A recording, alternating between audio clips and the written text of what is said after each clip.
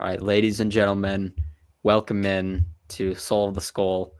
Not the greatest podcast in podcast history, like I said the other day, but we're here to break down the Vikings in their brutal game and the upcoming one that we have coming up on Monday of next week. So, picking up from our last episode, the Vikings played on Sunday night of this past week, headed into Detroit at 14-2 to play the 14-2 Lions with the NFC North and number one seed in the NFC on the line. Well, they laid an absolute egg on the field. And yeah, that was that. But we're going to go through the game, some of the negatives. There's a fair amount, but also some of the positives, because I also thought there was some positives coming out of that. Not really that many, but there was some, and there's reason to look up in the future. I was really hurting after this game on Monday, felt really bad about it. But today, I've moved on from it. That's the past. I think it might have been the best thing for this team, honestly. A game like that to humble you, and now they have to look at what they struggle and what they lack in as we head into the playoffs. And I think for Sam Darnold, that's where I'll start here. Sam Darnold, because that's probably the main focal point after Sunday's game. I think this was a good thing for Sam Darnold. We can say this last game was pretty much a playoff game. It had the feel of a playoff game. You're going up against potentially the best team in the league with the number one seed on the line. It's big boys out there. And Darnold ultimately didn't show up. But that was also this will be his first playoff game, but that theoretically was his first game with a real playoff feel going into it. So I think him getting the nerves out like that, you could tell he was nervous, overthrowing dudes left and right. That game, I think, is going to help him into the future, especially this upcoming week. Having that experience, seeing what went wrong, I'm hoping that'll calm him down. So I guess I'll say that's one takeaway from that game. That's a good thing, I think, is that it might be the best thing for the team from just looking into the future. Obviously, it's not fun not having that number one seed and the bye and stuff. But preparation-wise, I think a loss like that honestly helps them. Yeah, I mean, I have to agree. I was going to say the same thing you were going to say. I think Darnold was pretty clear. He kind of never really settled in. I mean, there were dudes running open. Darnold missed Jefferson on a wide open touchdown. He missed a few looks to Addison, Naylor in that deep red zone, especially in the first half. That would have really kept the Vikings in that game. There were opportunities. And then second half, the Lions, they kind of just snowballed. That's kind of what they can do. That's what they can do to teams, especially when you have an offense like they do, a running back like Jahmyr Gibbs. I mean, you could go on and on. And, the Giants, I mean, if there's any questions about them being a Super Bowl contender, I think they were answered on Sunday. So, yeah. I was very surprised on how well the Lions defense played, also given the fact that there was a lot of missed opportunities, like you guys alluded to earlier. 2 fourth downs, I think. There were perfect play calls for Addison, and Darnold didn't even look his way. I thought he came off that read way too fast. Part of me thinks if the read is to the guy, you should just stick to him. But maybe not in the well-versed football background to go off your first read or whatnot. That was my first takeaway. Darnold didn't play good, and like you guys said, it was probably the best thing that could have happened for the Vikings. A little bit of adversity now. Got to channel their inner 07 Giants and 2020 Buccaneers and go on the road and win and make it to the Super Bowl. It's a tough path, and as Dan Campbell said, we like it hard. Yeah, and as you said, Matt, I think a lot of people are faulting the Vikings for this bad game and Sam Darnold in offense, which is true because it was bad. But at the same time, I think these Vikings fans also just simply have to give credit to the Lions. They came out with a great game plan. They did everything they needed, and they shut them down, and you got to give them props for that. Sam Darnold has been excellent against the blitz all year, but, I mean, it's risky to throw all the backups they have with so many injuries and stuff. Leave those guys on islands, those corners and safeties and everyone, and just blitz. but it worked, and it worked really well for them. So got to give them credit for that for sure. And even with all the backups they had playing, those dudes can play football. Like, they played very well, I thought, especially a lot of the corners and safeties that were out there. And another thing that I think this was a smart thing by the Lions as well. It sounded like Justin Jefferson said after the game, he was like, yeah, they were holding us a lot. But he was also clear by saying that's not an excuse. I'm just saying, like, and he also went on to say, like, I could have done better and all that stuff. And I think that's a smart thing by the Lions. The refs aren't going to call holding every single time. Did they hold it, or did they call it a few times out there? Yeah. But they're not going to call it on every single play. So getting away with some of that stuff, it's not a nice tactic, but it's smart. And we'll say that.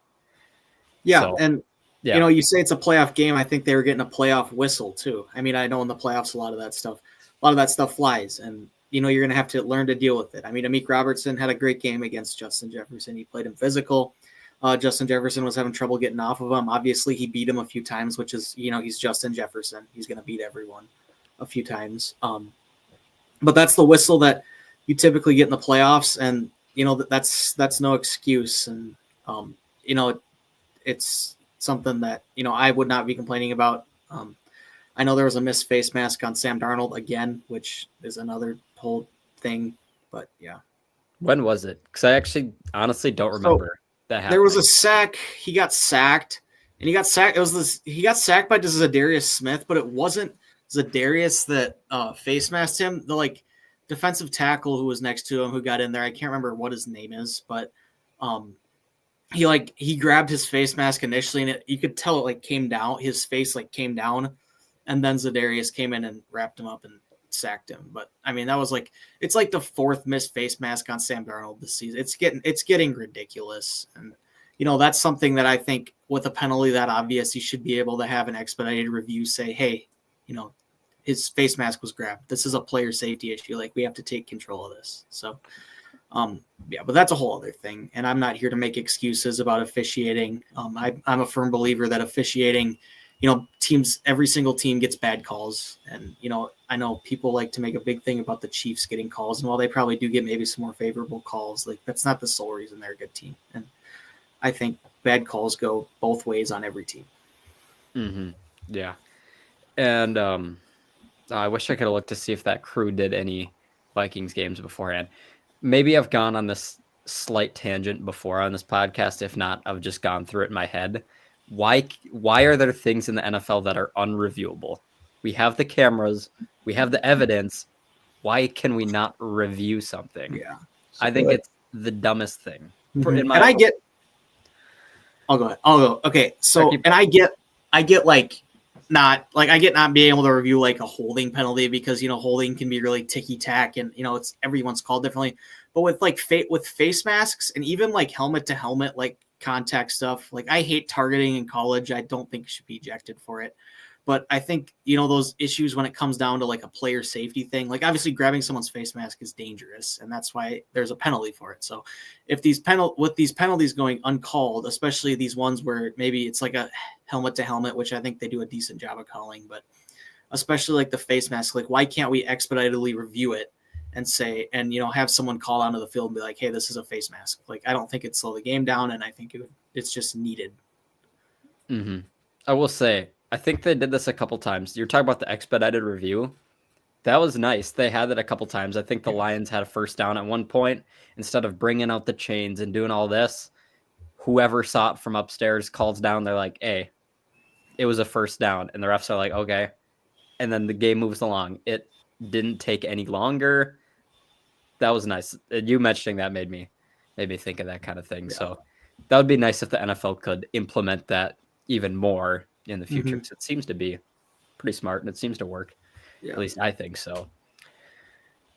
With that said, how do you guys feel about the offensive line after that game? Because watching that game, Darnold was bad. He was missing throws. But at the same time, watching a lot of the plays, I felt like he was just holding the ball really long, because he's also known for that. It seemed like he didn't have a lot of clean throws. He was getting pressured left and right by this Lions defensive line, who, credit to them because they're playing really well, but it's a lot of backup dudes out there, and they were getting pressured. Zadarius Smith had the game of his life. Like, bro, why can't you do that in Minnesota? He did nothing here for like the 7 games he was here for, however long that was. So, yeah, that was that. But what do you guys think, and how worried are you about the offensive line? How much of that game do you put on the offensive line versus Darnold? Divvying that up. I mean, look, I think it's kind of both parties. I think part of it, it's Sam Darnold, it's Kevin O'Connell, it's the offensive. I mean, the offense was a mess, and I know, Detroit. I mean, I think that they blitzed on. I want to say it was like 67% of their snaps on defense. I mean, Aaron Glenn, I think he basically said, like, we're depleted, so we're gonna try and get free rushers. We're gonna try to get advantages through blitzing and make Sam Darnold beat us that way. And Sam Darnold couldn't do it. Part of it was him holding the ball too long, I think. I mean, I think part of it was he would abandon his base and bail on the pocket because he knew the blitz was coming, where I think you have to kind of stand in there and, for that extra second, deliver a throw knowing you're going to get hit and knowing you're going to get crunched a few times. But that's part of playing quarterback. Like, you can't just bail, because every time, I don't know if you guys saw this, but every time Sam Darnold bailed from the pocket, like, the play just went to crap. Like, I know he's pretty good at extending the play, but in this game, when he was blitzed, they were doing a good job in coverage. Like, he bailed on the pocket, got into scramble drill, and, everything just went to crap. So I think it's part of Sam's going to have to stand in there.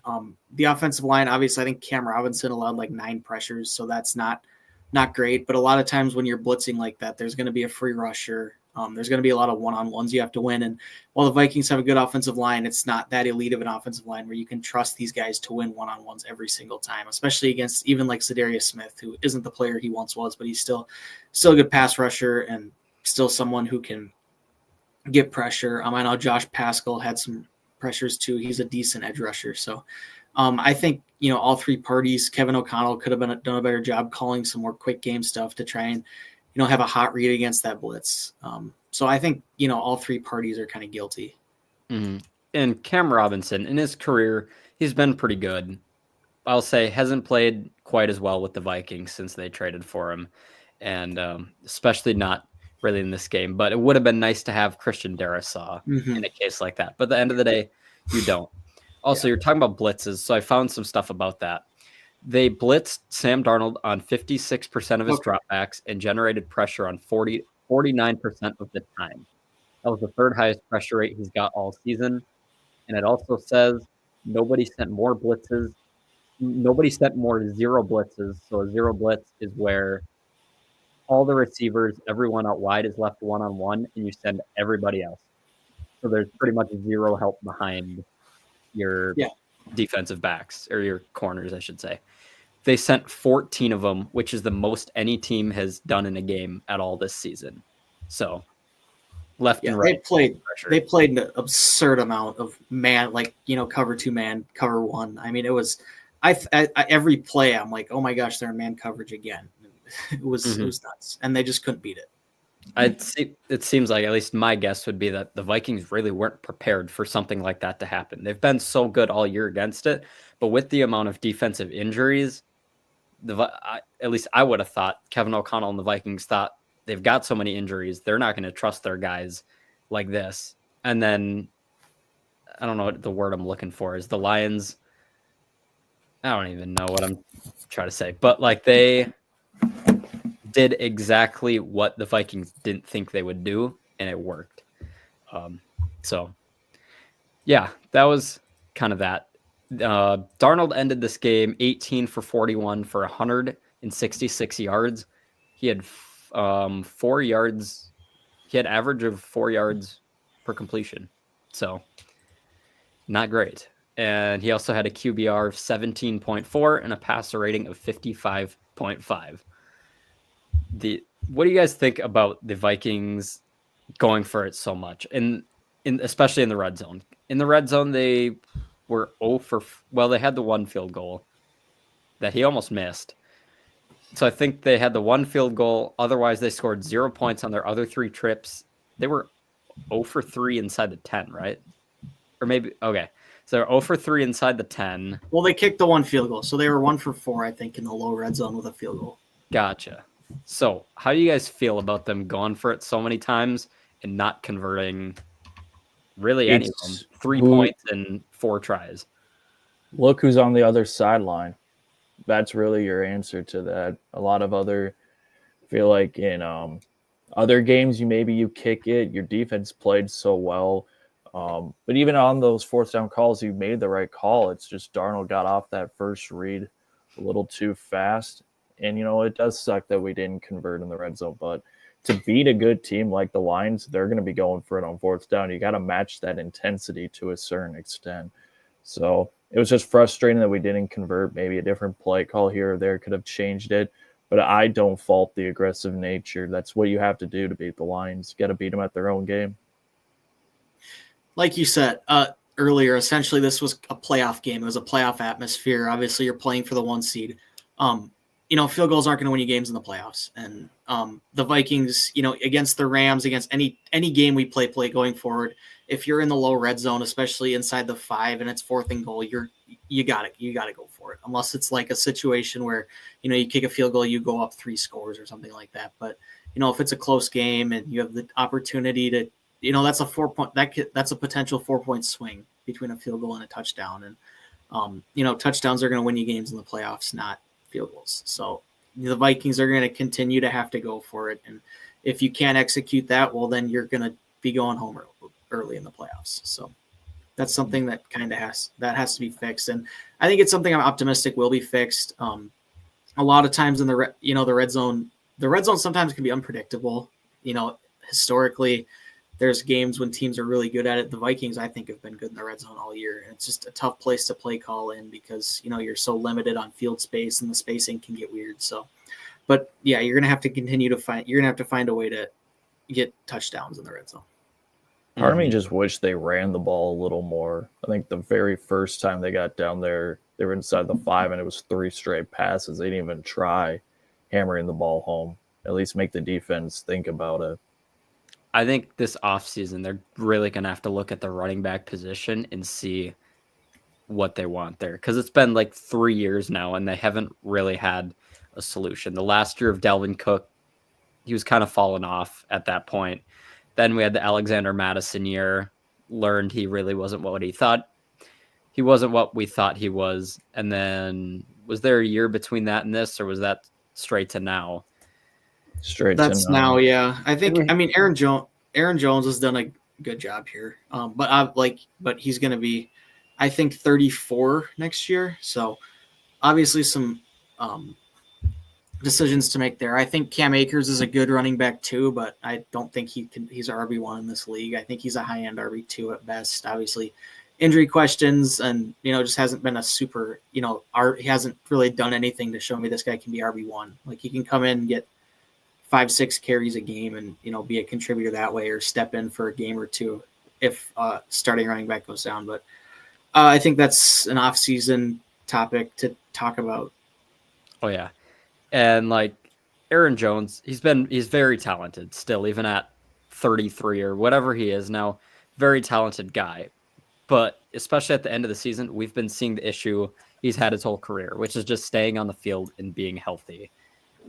Again, he was in and out of that Detroit game, which made it hard to establish a run game, we'll say, when there's really no consistency. I think, at least for me, I think it would be nice if the Vikings drafted a running back. Definitely does not have to be in the high rounds or anything. I think they need, like what the Lions are doing right now. Well, not right now because David Montgomery's hurt. But I think having a 1-2 punch like that is great for your offense. And that's what the Vikings don't really have. That's something I personally would like to see this offseason is them address running back, whether they bring back Aaron Jones but bring in someone else or draft someone else to work more with him. Because right now, at least until this past game, I feel like Aaron Jones has been the one solely all year.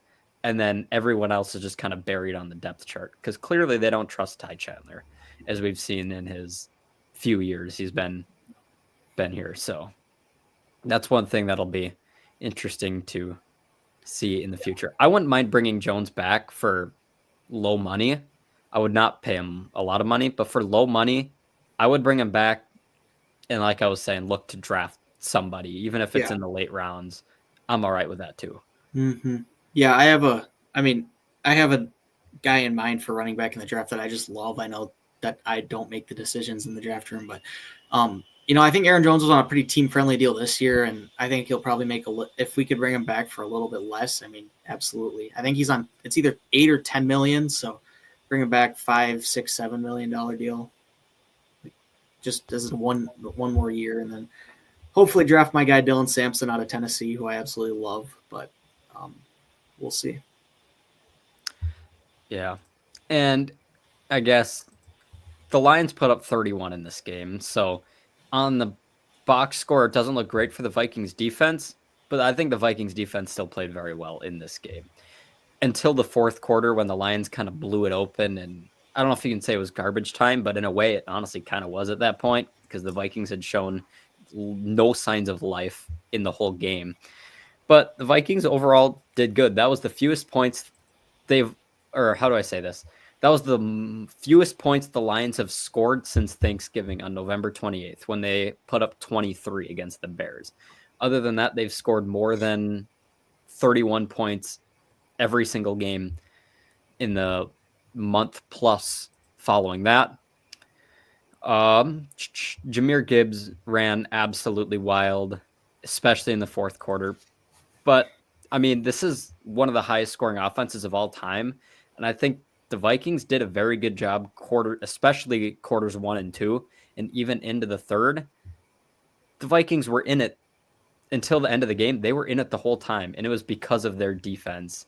And then the wheels came off, and that was that. But definitely credit to this defense and Brian Flores for doing as much as they could to keep the lethargic Viking offense still competitive with a chance in this game. Yeah, totally agree. Amon-Ra St. Brown was the leading receiver. He had 6 catches, 77 yards. It felt like, and we even talked about this too. We didn't talk about this, but it seemed like to me the Lions couldn't really gain momentum on offense. Like they would have some nice plays and stuff, but they didn't have any like big drives downfield.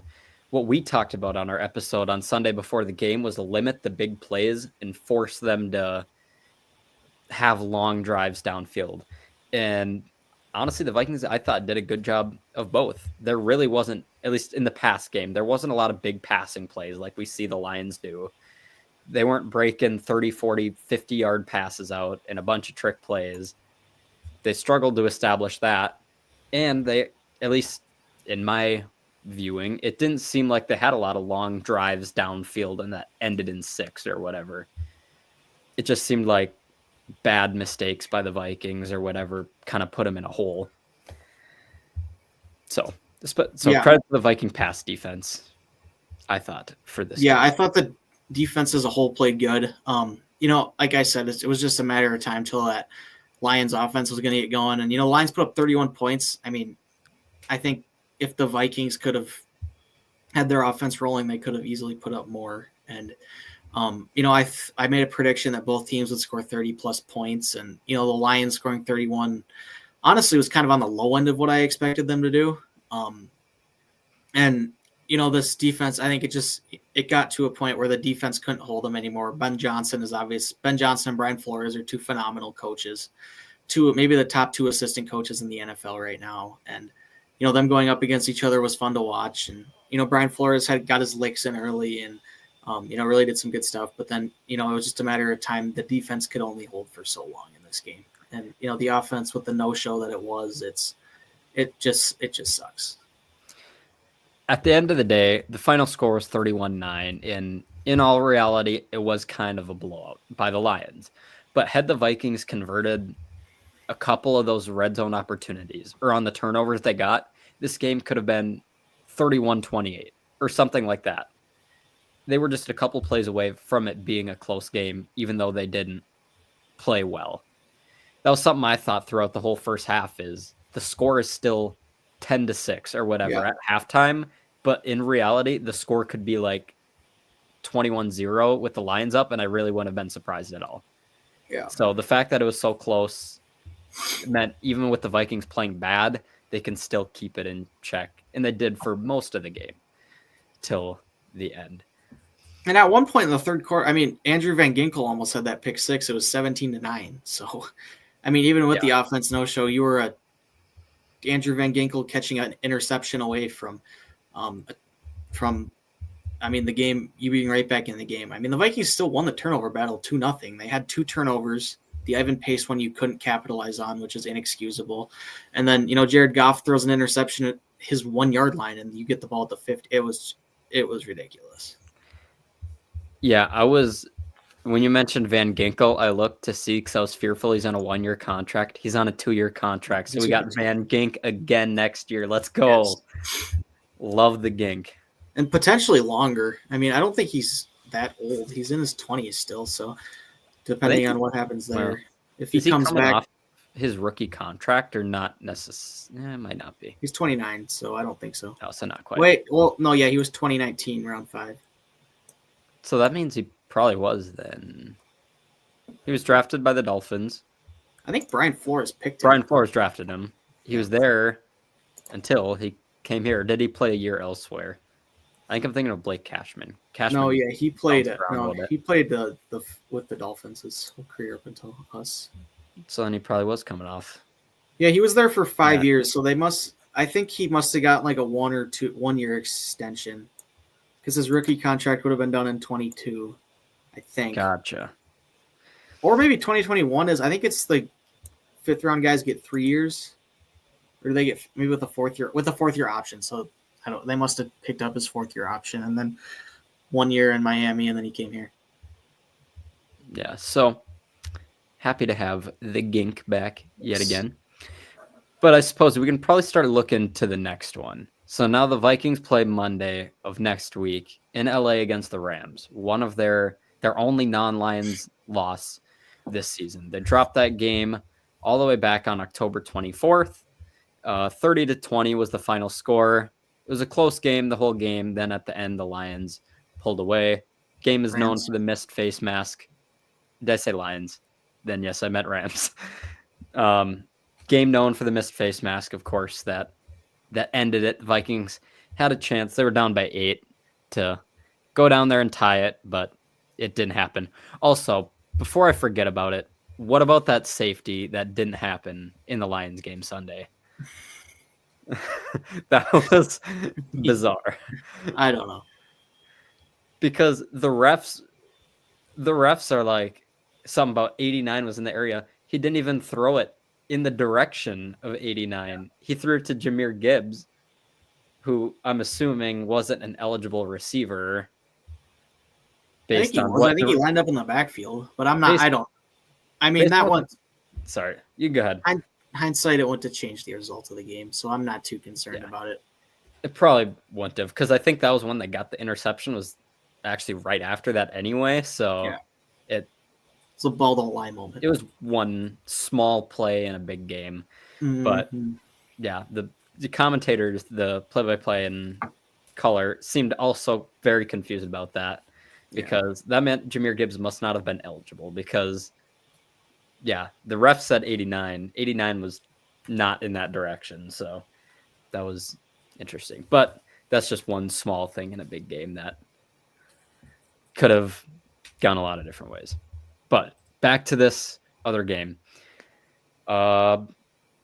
Vikings played the Rams, lost. Darnold went 18 for 25 in that game, 240 yards, 2 touchdowns, no picks, had a passer rating of 128.8. This was after Darnold played well at the beginning of the year, then went through some struggles, and then this is kind of the beginning of his rebound, and then he went into another struggle slump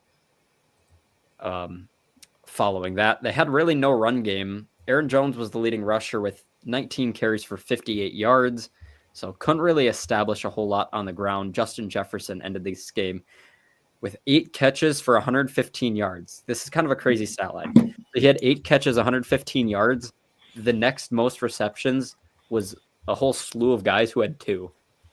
So pretty one-sided Justin Jefferson game here. Just kind of looking at the defense, they had no sacks in this game. Trying to remember. No, they had 1 interception. Who was that? Byron Murphy. That probably is the case. It doesn't say on ESPN's box score. It doesn't say who had an interception. It was Harrison Smith. It's kind of weird. Oh, no, it was Byron Murphy. It was Byron Murphy. In the Rams game? About the Rams game. Oh, it was Byron Murphy, yeah. That was Byron Murphy. You are correct. As we look over kind of at the Rams box score, Stafford went 25 for 34, 279, 4 touchdowns, 1 interception. He took no sacks in this game. Darnold was sacked 3 times. And, I mean, we're about to be playing playoff Stafford. Stafford in his career is 4-4 in the playoffs. Sean McVay is 7-4. I mean, Stafford has won a Super Bowl. So that tells you pretty much everything you need to know.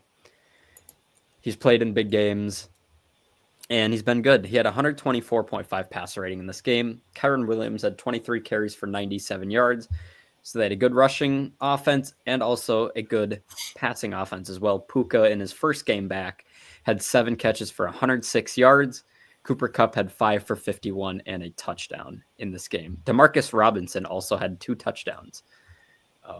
Kind of random, but that's right. Demarcus Robinson cooked. So that's that. So definitely a different team because the Rams started the year 1-4, had injury issues. Kupp was hurt. Puka was hurt. Everyone is hurt. And now they're sitting at 10-7, heading into week 18 where they rested their starters. So they're going to have extra rest. They had won 5 consecutive games heading into that one. So they're rolling. They're 20th in scoring offense, 17th in scoring defense. The Vikings are 9th in scoring offense, 5th in scoring defense. KOC has a career record of just 0-1 in the playoffs after the abomination against Daniel Jones that we witnessed 2 years ago. So, man, this is really tough because I can see this game going both ways. I could see the Vikings after that game fall flat on their face and collapse at the end of the year, but I could also see them absolutely rebounding in this game. And Sam Darnold or Kevin O'Connell saying it's not over. That was one game. We look at the future. We don't look at the past. And Rams are definitely a good team. We were all probably hoping they would face the Bucks or someone else in the first round. Ultimately, they get drawn with the Rams, but it's the playoffs, so all teams are going to be tough because they made it there for a reason. So, yeah, I mean, this is going to be a good game either way, for sure. At least we think. We also thought the Lions game was going to be a good game, and then it turned out to be a big defensive punches left and right game. So, yeah, I mean, the playoffs is going to be about finding a way. It always is. There's the team that makes the Super Bowl. Sometimes you kind of have to get some luck on your side every once in a while. You have to kind of find a way. The playoffs can go anyway. All these teams are good. There's no freebies in the playoffs. There's never really any freebies in the NFL, but once you get to the postseason, all these guys are motivated. They want to go win that Lombardi. So you had an opportunity to kind of dictate who you play. You had the opportunity to get a 1 seed and you couldn't do it. So now you can't really complain about the matchup you draw. If you're a Bengals fan, you can't complain about not making the playoffs when you were having to root for another team to get in. So you have to find a way. You just got to find a way to win. I think the Rams are they're a bad matchup in some ways for the Vikings, and you already have a game against these guys, so you know them pretty well. Obviously, they're not a division opponent, so you don't know them like super well, but you've played them once. Obviously, you didn't have Blake Cashman. You're going to have him for this game. That's going to be huge to stopping the run game. So I haven't watched a ton of Rams since that game, but I know that the Rams are going to be ready to go. Obviously, McVay is a phenomenal coach. Kevin O'Connell comes from the Sean McVay tree. So, schematically, I think it's a really good matchup, and it should be a good game. Mm-hmm. And I think I don't know if we did a podcast around that game or not, but the Rams, when fully healthy, especially their offense, they have an elite offense. Yeah. Stafford's won Super Bowls. Kyron Williams has really been a breakout star. Puka Nacua is one of the best young receivers that we have in the game, and Cooper Kupp has been a very serviceable receiver for the past few years now. They got weapons all around. So definitely interested and excited to see how the Vikings do in this game. And apparently a note from that Rams game, Brian Flores and that staff didn't know Puka was going to be active until like 4 hours before the game. I think that was the case for a lot of like Vikings outlets and fans too, because he had just had his practice window open. So he said that their staff was kind of left like scrambling to figure out how we're going to stop this guy now that he's active. And he ended up having, I think, in a 100-yard game against us. So, knowing stuff like that and game planning can go a long way. So hopefully that is, I think that's a big thing to note from the last game. Oh yeah. And I'll say, we talked about the Vikings fans traveling and stuff on our last episode. I thought it was kind of tough to tell really how many Viking fans there were. There was a lot of Lions fans in Detroit, and that place was loud, and deservingly so, because it's one of their Lions' biggest games in their history that they had. Well, the Rams 10 fans tend to not be the best. We'll say that. And in that way, they don't support a whole lot. But LA is also not really a football town. So same goes with the Chargers too.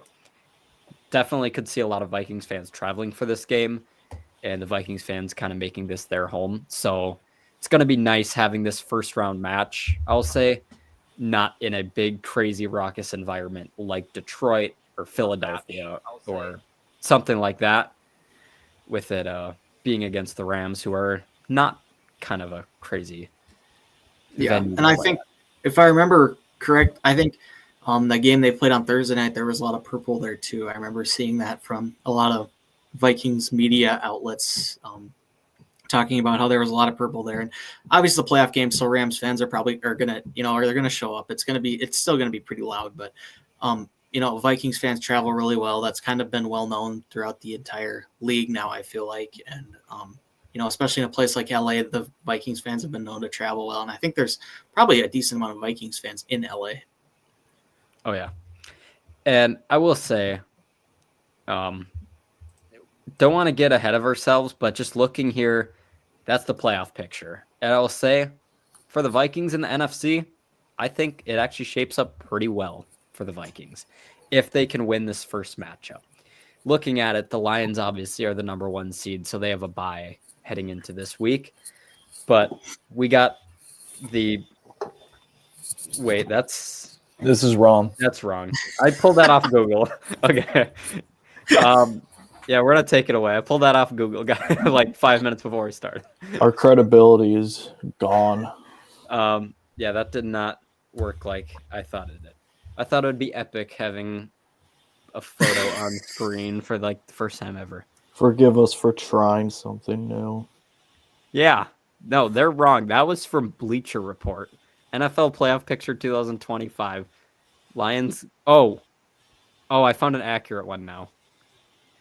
All right, we'll just here, I got it. We're just going to share screen to that instead of having to import that all the way in. Making sure that's the right one. There we go. There it is. This is the real playoff bracket, everybody. So there we go. The Lions have the number 1. Then we got the Vikings and Rams, like we just talked about. Vikings are, at least as of yesterday, favorites on the road. They were 2-point favorites. We'll see if that changes. I'm sure it'll slowly move more toward the Rams, I would think. But we'll just have to see. Then we got the Commanders and the Bucks on Sunday night. The Commanders have been definitely a surprising team this year, and the Bucks haven't been. They made the playoffs, so they're definitely good, but they haven't been an elite team. So definitely upset opportunity there. Then we got the Packers, who have struggled against good teams this year, going up against the Eagles. But Jalen Hurts is still in concussion protocol, so that's definitely going to be notable heading into this game. Even if Jalen Hurts plays, he also hasn't practiced in like 2.5 weeks or 2 weeks, however long it's been. My guess is he'll be back. That'd be He'll probably play, but educated guess. could be potentially worth monitoring Mm-hmm. heading into it. But I think if the Vikings, how do we say this here? Overall, I think there's a lot of upset potential on that left side of the bracket that could really shake things up. As a Vikings fan, I personally want to go back to Detroit again. I want to play there. I want that matchup again. I just think it would be fun to face them. And the old adage they always say is it's hard to beat a team 3 times in a year. It would be fun to see them match up again. But but I think go ahead. Okay. I mean, there's been a 6 or 7 seed win in the NFC. I want to say for a while, like a few years in a row now. So it would not shock me if Washington beats Tampa. It won't surprise me even if Green Bay beats Philadelphia. And that could happen. And then the Vikings would avoid the Detroit. I don't want to go to Detroit in the divisional round at least. That place is going to be rocking. They're going to be well rested. They might even get some guys back on defense. I haven't really looked at that. Detroit's had our number the last couple of years here with Dan Campbell, and while it'd be fun to go there and try to avenge that in the playoffs, I think that it'd be awesome to win there in the playoffs, obviously. But I mean, I think that'd be something I'd rather do in the NFC. I'd rather have us make the NFC Championship game than play there in the divisional round after Detroit literally just played us 2 weeks prior. Yeah. But, you got to go. I mean, we're getting ahead of ourselves. We got to go beat the Rams first. For sure.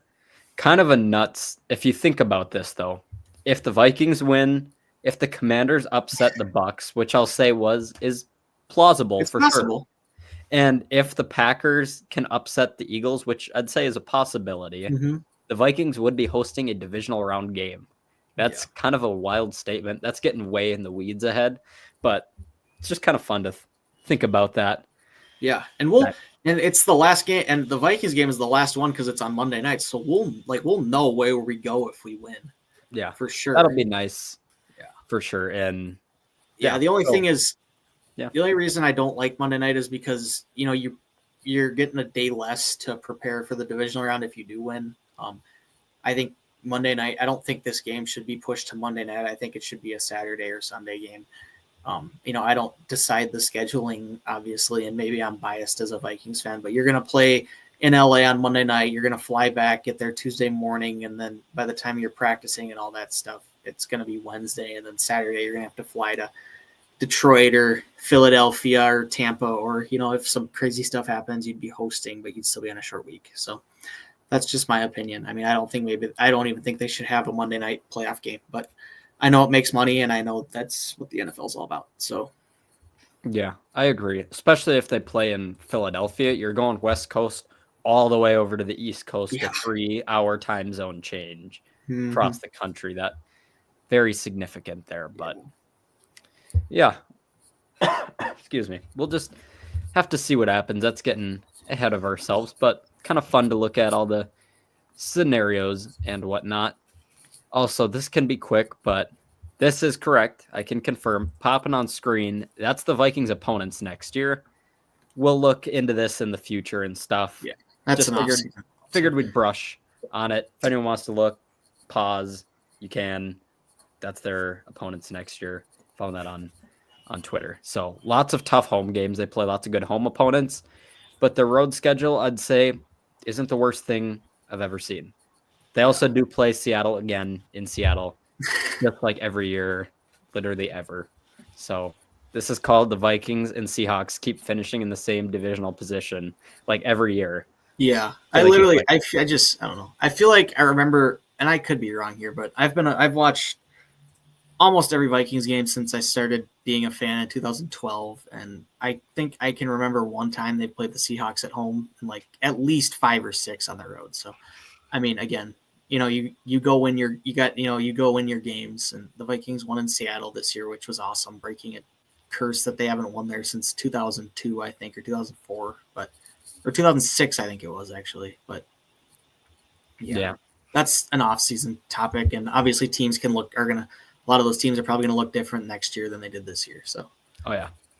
Another thing that I suppose we can keep the episode moving, but we should touch on it is the coaching carousel. So the Vikings have a few of their coaches, assistants that are candidates to be hired by other teams.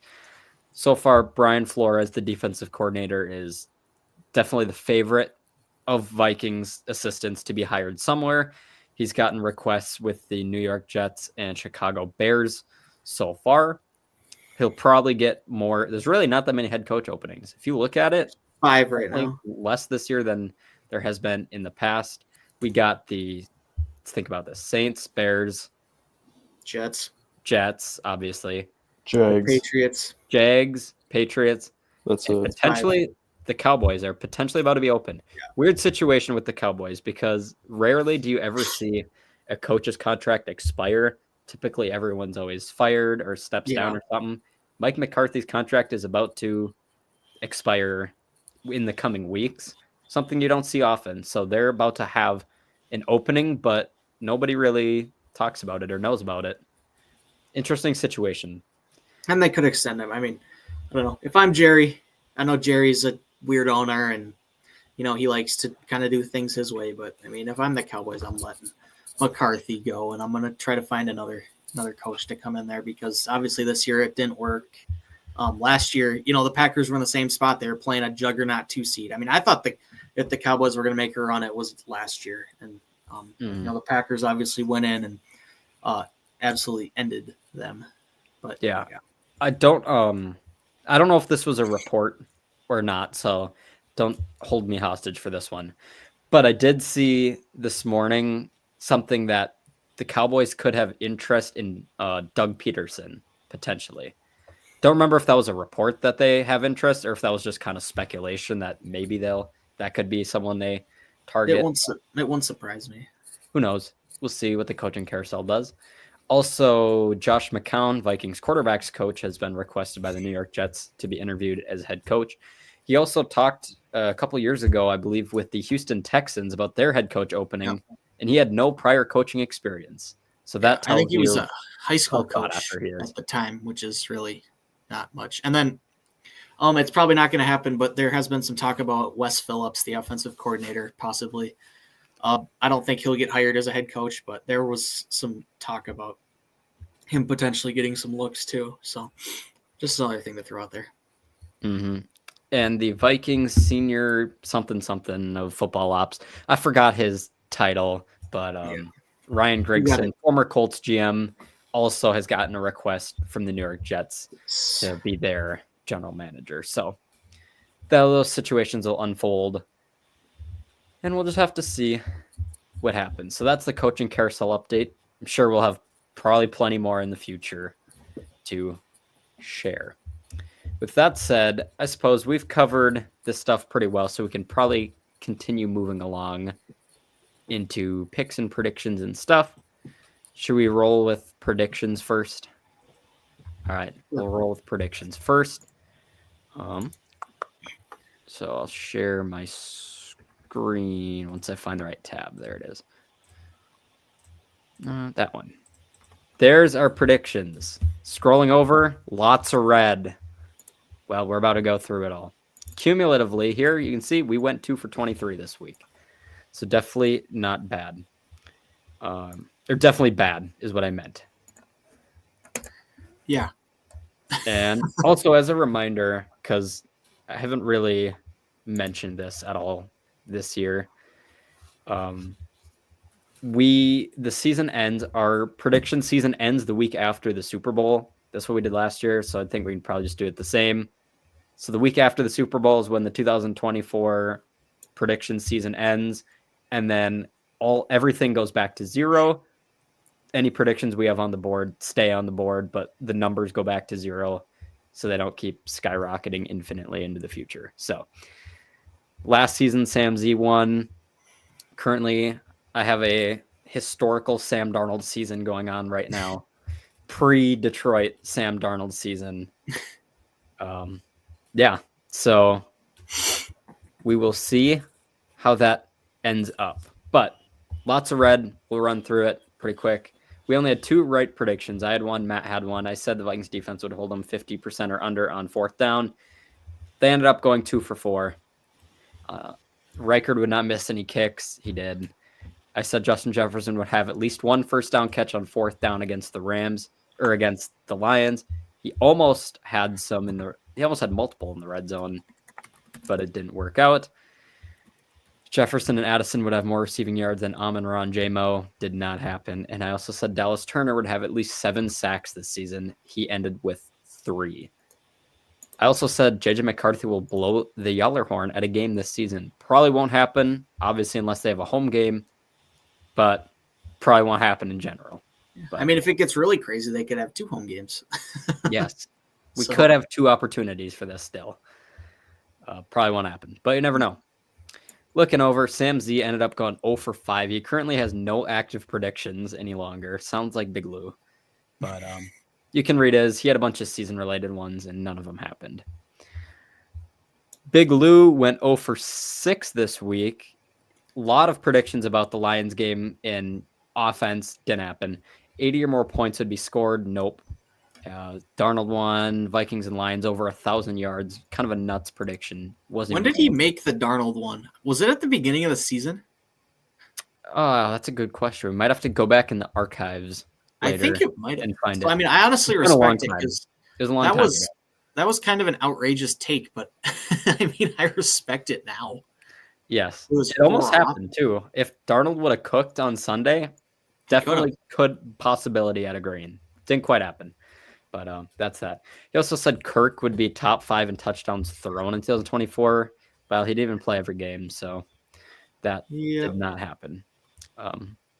But yeah, also kind of crazy.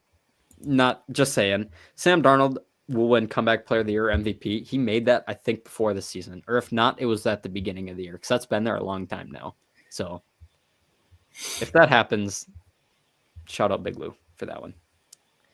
Matt, you had a few come off. You had a green one, so that's good.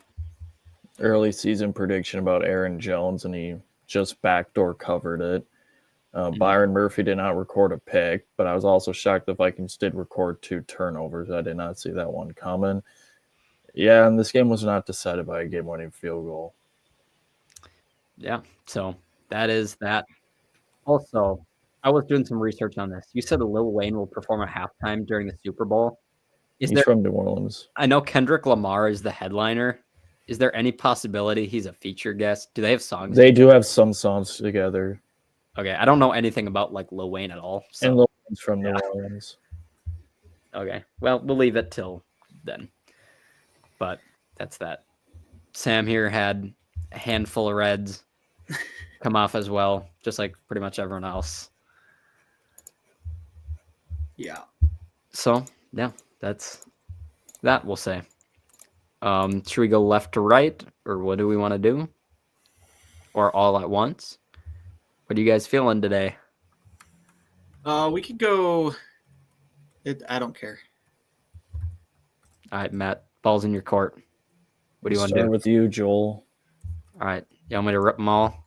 Go for it. All right, we'll start with just one here. First prediction. I can up this if you guys think this is too little. At least 2 road teams will win in the wild card round. I think that's good. I'm open to moving it to 3 if people don't like it, but just thought, it's hard to win on the road in the playoffs. Oh. And I mean, we'll see our picks later, what we actually think, but yeah, just feeling that one earlier. Follow it up. I think the rest of mine are Viking related. The Rams will score 20 or less points against the Vikings they scored 30 in the first game. The Brian Flores defense, I thought still, like we talked about, played well against the Lions, even despite giving up 31. Well, they are going to come back and show it in this game. The Vikings will hold the Rams for 20 or less. Third prediction, Sam Darnold will account for at least 3 touchdowns against the Rams. Passing, rushing, doesn't matter. He will be. They will find the end zone this time. Actually, I might replace my last prediction with another one. Or I might leave it. I don't know. The Bears will hire a head coach with a defensive background. They should look offensive with Caleb Williams, but they are the Chicago Bears. Yeah. That is the whole rationale behind this one.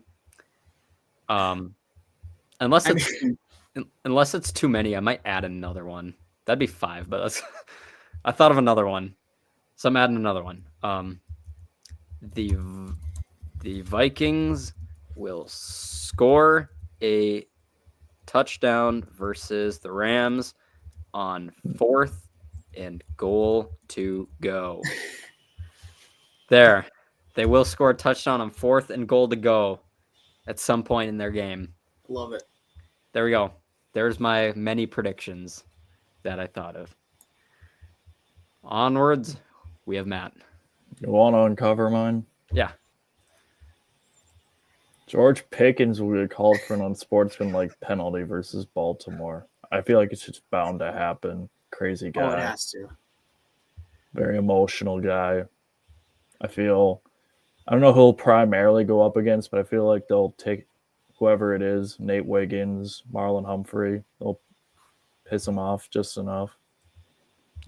Wait, so is Rashad Bateman, did he get hurt in their game Saturday?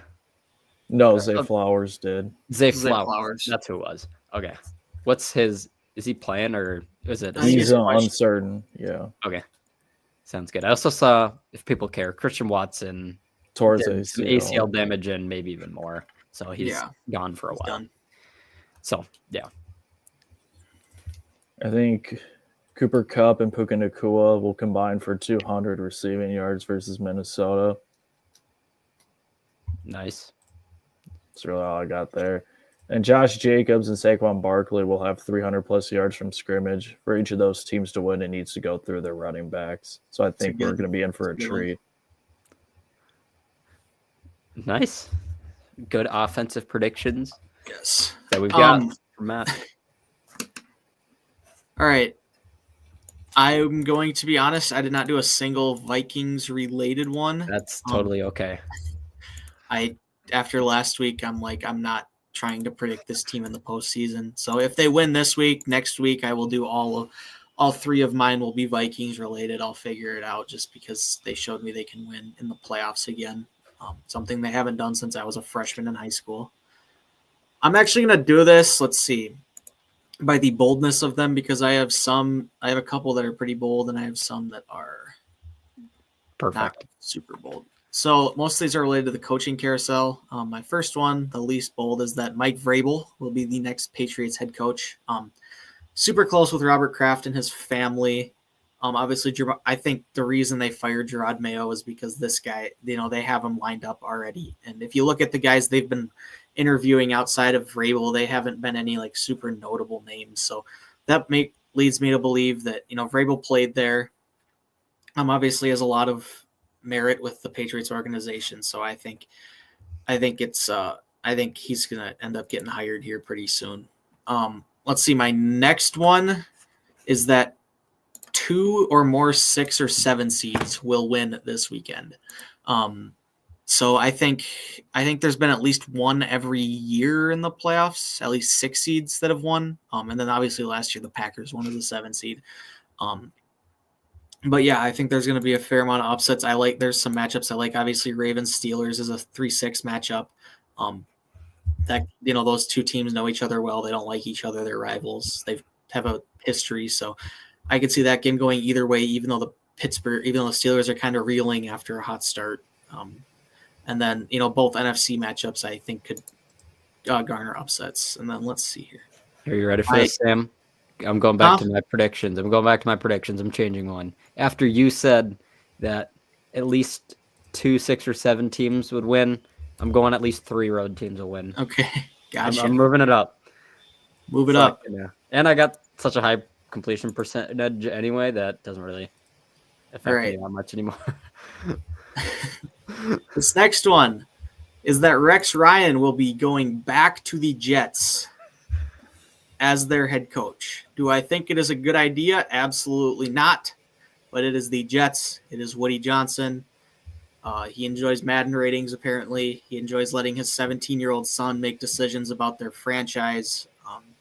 So the Jets, I'm just going to laugh at this. He's such a clown. Watching some of his takes on ESPN, bro is a clown. But so is Woody Johnson and the Jets. So it's a match made in heaven.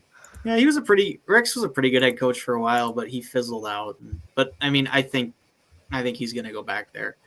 And there's a if you want to go read, there's an article on the Athletic about the Jets and just how dysfunctional they are. I'm not going to get into it, but you guys or anyone watching can go read it. It's really interesting.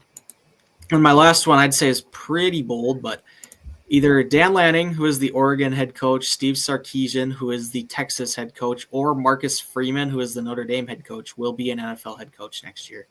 I think this could be I think this could be one of the surprises of this offseason, is one of these guys going to the NFL. When you look at the landscape with NIL, it's kind of a mess right now in college football. And, I think all three of these guys could get NFL head coaching jobs if they want to.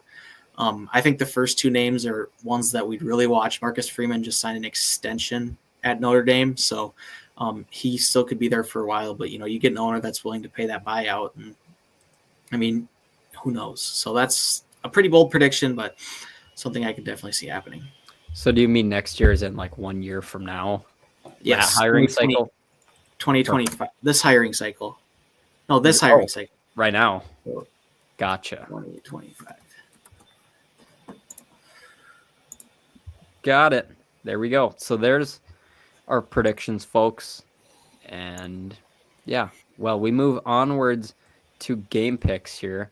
I'll change the little graphic on the screen. Now, do you guys consider this 2024 or 25 wild card? 2024. I think we've talked about this. I think it gets considered 2025, but it's the 2024 season. And I'm do this same page as Sam here. I do this even when I look up, I'll look up stuff. I'll look up like 2022 Super Bowl, and it'll be the 2021 Super Bowl. But when I'm really looking for like the Eagles Chiefs one, but it'll show me the Rams Bengals one. So on my other YouTube page, when I used to do this whole show of picks and predictions, I would title my episodes. So say it's 2022. Well, the year is 2023 calendar year, but it's the 2022 NFL season. I would title them like 2022 NFL wildcard picks or something like that. And then I'd have people in the comments getting mad about it. And I'm like, too bad. I don't go by calendar year. I go by NFL year. If you don't like it, don't watch. So there. Glad we cleared that one up. But yeah, we got 6 games on the docket this upcoming weekend, Saturday, Sunday, and Monday. Kicking it off, we got 3 interesting scheduling, 3 AFC games, then 3 NFC games. No intermixing of them. They're just going all of them in a row. But we got the 5 and the 4, Chargers and Texans kicking us off Saturday at 3:30 p.m. Central Time. Everyone is going with the Chargers. Ooh. What a I don't know if downfall is the word, but second year regression maybe from the Texans. They were just like one of the best teams in the league last year and such a big surprise, and now we've all got them first round exiting to the Chargers. So I think this is a game they could easily win, but they've and it's not complete. I mean, they've struggled. They've had some injuries this year, and that offensive line isn't good at all. So I still like the Texans' future. I still think it's pretty bright there, and I think CJ Stroud he'll be fine. I'm not worried about them. But this year, I think the Chargers are just such a tough matchup. And Jim Harbaugh obviously is my guy, so I'm going to pick him. I could see this game go either way. Yeah. And Texans were definitely good at the beginning of the year. It's just kind of lately they've been having some tough times. And injuries are a big part of that. Yeah, and the Texans, I believe, rested their starters, I'm pretty sure, last week. I'm not sure I don't think the Chargers did, but maybe they did. I don't really know. Well, following it up, Saturday night, we got the Steelers and the Ravens, an AFC North showdown. All right, we got 3 of us going Baltimore. I shouldn't say the lone man. That's not on here today. The lone man that made picks but isn't on here today. Sam Z is going with the Steelers. The Steelers had such a good start to the year. Forgot what they were, but they had a good record, and now they've lost like 4 in a row or 5 in a row heading into this match. So interesting to see how Vikings legend Mike Tomlin will rebound his team in this game. But and I'm sorry, these teams. Go ahead. Okay. I was just going to say, it's hard to bet against Lamar in the Ravens. I know in the playoffs, he's had some difficulties getting there, but he's such a talented player. They're such a good team. Hard not to like him. These are these are two, these are two teams that have a lot of history. I think it's the biggest rivalry in the NFL. They know each other so well. I think they split their regular season series too, if I'm not mistaken. So, I picked Baltimore because I just think they're the better team, and I think it's at Baltimore, so that gives them an advantage. But I mean, if you told me the Steelers would win this game, I'm not gonna call you crazy at all. Mm-hmm. I think pretty much every game on the slate here. Yeah. Outside of if the Broncos beat the Bills, That's I'd the be one shocked at that. Every other game could go either way, and I would not be surprised by the outcome. So, lots of good competitive games that we got coming up here. Well, we got Broncos and Bills Sunday at noon. I think we can all pretty safely say this will be a sweep. Yeah, we did, and everyone's going Josh Allen and the Bills. How wild that Josh Allen's had! Isn't he had a broken hand all year? And he's still a trooper at probably the going to MVP level. Yeah. And the Broncos, I mean, they just whooped the Chiefs, who are also didn't have any notable guys playing. So hard to tell really how much you want to buy from that. So Bills are just simply the better team in every way, shape, and form. Good game Sunday afternoon. The Packers and Eagles, Saquon and Josh Jacobs, as Matt was saying. All right, we got Sam O going with the Packers. Could see this go either way. I still think the Eagles are better, especially if Jalen Hurts plays. But could see both outcomes. Mm-hmm. I picked I mean, they did it last year as a 7 seed. Obviously, we're not Packer fans as Vikings fans, so we don't like the Packers. But I've seen them do it once. I think if Philadelphia is a team, they can do it too again if they can do a good job stopping Saquon. I don't know how Jalen Hurts is going to look. Obviously, I think this is one where you come back after Philly wins 42-10, and you're like, oh, that was stupid. But like I said, my prediction is 2, 6, or 7 seeds will win. And I would not mind, as a Viking fan personally, I would not mind the Packers winning this game. If Philly get knocked out, would be nice. Yes, the Eagles are right up there with the Lions, if not better than the Lions when playing at their best right now.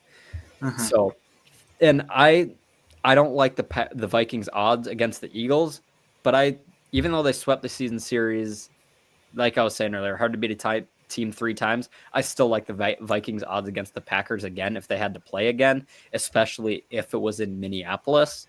Yeah. So this is one where an Eagles loss would really benefit the Vikings, even if it means a division rival and your biggest rival moving forward. And if it helps the Vikings get a home playoff game, then by all means. Then Sunday night we got the Commanders and the Bucks. Could go either way. All right, we got 2 Washingtons, 2 Tampas. Oh man, to me this game's a coin flip. Yeah, this game could go either way. And this says that Washington's been good, but I feel like they have some rough spots too, at least at the end of the year until the last couple weeks. They were having a tough time after a hot start, and the Bucks really haven't been outstanding all year, but they pulled it together when they needed. So yeah. I got one thought on this game that I got to get going, but go ahead. I think a lot of it comes down to how Jaden Daniels is going to look in his first playoff start. I think if he comes out and balls like he's kind of been doing a lot of the season, he's slowed down a little bit, but he's still been a great quarterback. I think if Cliff can get a good game plan going for this offense, they can really give the Bucs some problems. But I got to hop off here. I got to get going. So peace out. Right. Take care. We'll see ya. And another thing of note, Dan Campbell has said he expects running back David Montgomery to be ready for the divisional round. That's so nuts. Bro was just like out for the year, and then suddenly, nope, he's back in 2 weeks. Was it like a false report, or? I think the injury wasn't as serious as they thought. It was still the torn MCL, but it's something that could avoid surgery or potentially push until the off season. Yeah. What do you think about? This might be a dumb statement by me here, but what do you think about Aiden Hutchinson playing in the Super Bowl if the Lions were to make it there? It's the same thing as Aaron Rodgers saying he could come back on a torn Achilles. No. It's just dangerous. Because I wouldn't. I mean, even if there was a slim chance, I just wouldn't risk it. The Super Bowl, obviously, it's a once in a lifetime thing. You're going to be lucky if you ever get to play in multiple Super Bowls in your life.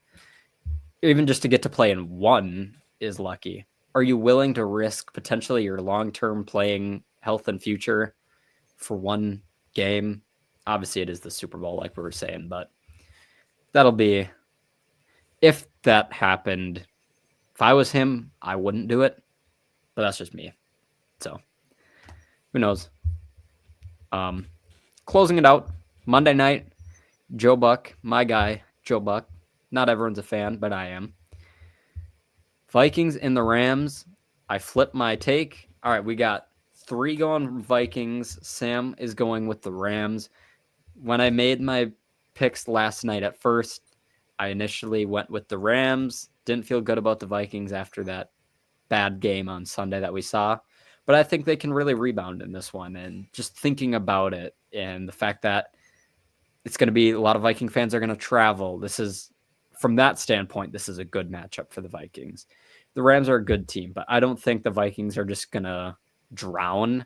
Kevin O'Connell is going to really rally them, and he's going to motivate them and say, we can't go out like this, or at least live to fight another day. And I think that is what they're going to do. So that was why I flipped and went with the Vikings, even despite their bad showing that they had on Sunday. Yeah, Vikings just have a bad taste in their mouth. Everyone's writing them off. It's, perfect opportunity to right the wrong that happened last week, and you avenge a loss you had earlier in the year. Oh, yeah. Don't remember if I showed this at all, but here was our Week 18 picks that we had. I think I might have done it Sunday, but either way, if anyone wants to look at it, that was our picks that we had. Going up here, this is our stats this season. That was last season. Sam Z won. Currently, it's a race between me and Matt. I have 11 games on him. Probably is going to end up, I'm going to win, but you never know. Big comeback could happen. I don't know what made it so much different about this year. Last year, I had 61% of my games right. This year, I've got 71. So I don't know what the big difference was, or if the football gods just sent wisdom every week into my head. But yeah, at least you too, you've been 7+% better than you were last year. So significant improvements on the game picks front. But otherwise, one last look down here.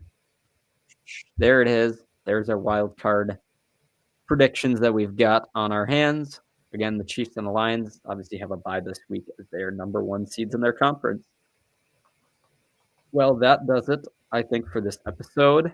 Unless you've got any concluding words for us, I think that does it for us here. We'll be back hopefully next week at some point, talk about win, loss, whatever it is. We'll be back with some more Soul of the Skull action sometime soon. Enjoy the game, everybody. If we don't see you guys before that, enjoy it. Peace out. And as always, SKOL Vikings. We'll see you guys again sometime soon.